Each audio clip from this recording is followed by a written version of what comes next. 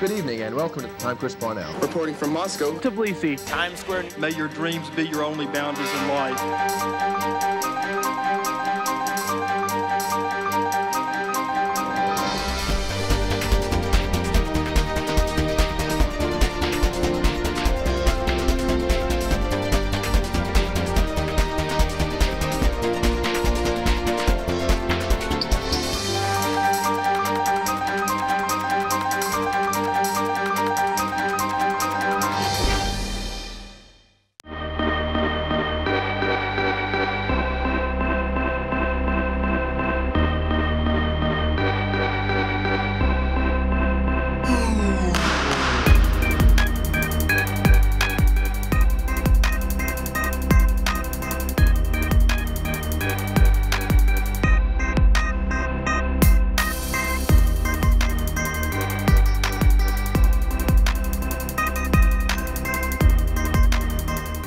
Hey there, GHS, and welcome to another episode of the Red Devil Postgame, and our first of the Germantown basketball season. I'm your host, McCoy Mayers.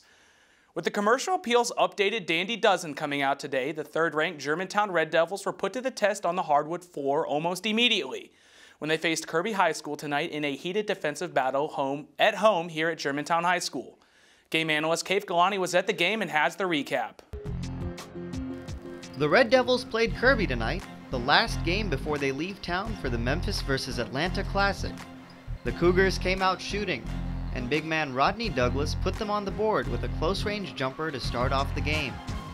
An offensive rebound by junior Michael Bamrick led to Germantown's first field goal of the night. Both teams played a very defensively minded game in the first, which helped to keep scoring low. This layup by Donovan Wilson helped to extend Kirby's lead in the middle of the first. One of the highlights of the night was the passing game from the Devils, which led to an easy three-pointer by Darryl Brown to close out the first. The second quarter was all about hustling, and that's exactly what the Red Devils did. After Dontrell Sanders from Kirby lost the ball, junior Rodney Williams recovered, leading to a Jacob Ivey putback. Darryl Brown was still on fire in the second as he put in this layup to tie up the Cougars. But a three by Desmond Johnson helped Kirby to take the lead at the half with a score of 27-24. For the Devils, the second half was all about playing catch-up, and they did much more than just that. After sinking 4 free throws in a row, the Devils led by 3, and a three-pointer by Jonathan Binns right after extended the lead to 6. After a quick 10-3 run, the Devils led by 13 with less than 3 minutes left in the third. With the surging third quarter, the Devils took a comfortable lead going into the fourth. The final quarter consisted of Kirby trying to catch up to the Devils. This steal by Jonathan Binns led to a fast break layup by Darryl Brown, 2 of his 21 points of the night. Right after, Darryl Brown stole the ball to return the favor by giving Jonathan Binns a fast break layup of his own. Afterwards, all Kirby could do was foul after none of their shots would fall, ending in a 66-53 win for our Red Devils. Joining us now in the GHS-TV studio is our own Kaif Galani.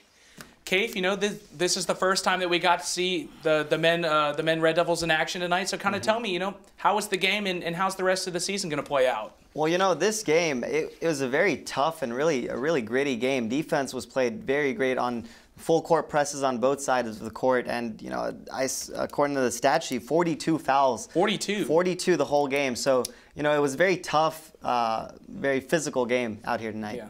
You know, I'm looking at a lot of these players. You know, Jonathan Binns and Dakota Stone and Michael Bamrick and definitely Darryl. Yeah. You know, they're all juniors. So kind of tell me how these next 2 years are going to play out for the Devils. Well, see, here's the thing.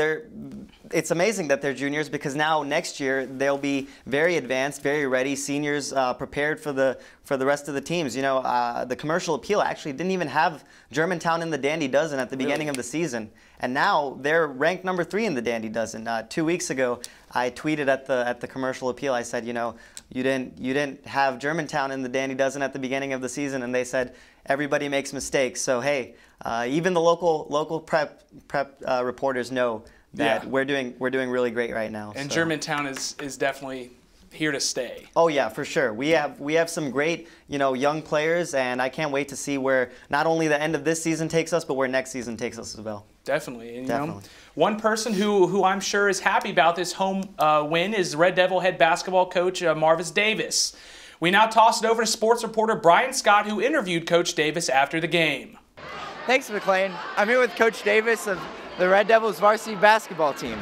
So, Coach Davis, what are some of your defensive strategies that you had coming into tonight's game? We like to play pressure-style basketball. We want to we're a very intense team. We like to get up on the guys, and we just press. And tonight, that's what we did. Okay, you were down by 4 at half. What changes did you make at halftime to take control of this basketball game? What we did was we just tried to get more offensive going, because defensively we're still playing a pretty solid game, but we had to work on our spacing and kind of spread the floor and running and getting back into transition like we always do. Okay, so after this game you're heading into a tournament in Atlanta. What aspects of the Red Devils basketball game do you think we needed to improve on to go forward into this week's tournament? We just really need to work on our rebounding. That's the only thing that we're kind of lacking just a little bit.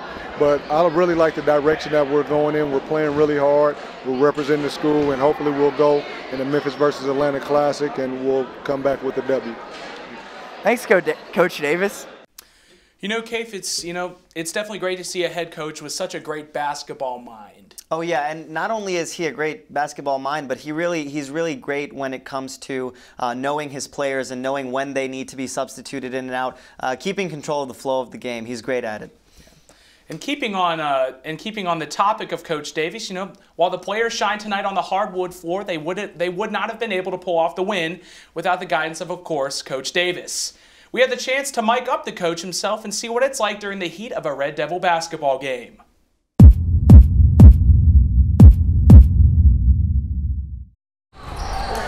Get up! Hands, KJ! Board, let's go! Push! Hey, come here. Hey, all y'all, come here, hurry up. Hey, all picks, high picks, we trapping them, all right? Just come up and trap them. Wait. Back, there you go. Let's go! Don't let them set, go, tie the corner. See what I mean now, McLean? Exactly, and it's going to be very exciting to see the rest of the season and where Coach Davis can take this team. Exactly. And now here's your current Dandy Dozen rankings. These top 12 teams are some of the best in Memphis, and many, including Germantown, were in action last night. Coming in at number 1 is Hamilton High School. The Wildcats are currently undefeated and have held the coveted top spot for 2 weeks, dominating their competition so far this season. The Southwind Jaguars come in at number 2. They, like Hamilton, are also undefeated thus far this season. Our own Red Devils are in the number 3 spot after beating a talented Ridgeway team. And with tonight's win, they now have a near-perfect record of 10-1. Funny enough, the Saints of Briarcrest fell behind the Devils, slipping to the number 4 spot after dropping their first game of the season this week. The number 5 with a record of 11-1 is Fayette Ware Academy. Rounding out the dozen is Overton High School with a 6-2 record, Mitchell with a 3-3 record, Christian Brothers High School with a perfect 10-0 record, Bolton with a 6-3 record, the Houston Mustangs with a 9-4 record, Lausanne with a 4-2 record, and finally East High School with a 5-3 record. Tomorrow night, many of the top 12 teams in Memphis will be tipping off in their own respected games around the metro area. The number 1 team, Hamilton, will be back in action as visiting White Station attempts to hand the high-powered offensive team their first loss of the season. Our crosstown foe, the Houston Mustangs, who are 10th in the Dandy Dozen, will travel tonight into Memphis City territory to face Wooddale High School. 5th-ranked Fayette Ware will take on Sheffield High at home as the 11-1 Wildcats hope to continue their rise up the Memphis metro area rankings. Our final game to watch this weekend should be a good one. 2 of Memphis's most elite teams, Southwind High and the Ridgeway Roadrunners. They will face off in a high-intensity game at Ridgeway. The Jaguars are currently number 2 in the Dandy Dozen, and Ridgeway, who Germantown beat earlier this week, will be hungry for a win and a chance to return to the top 12.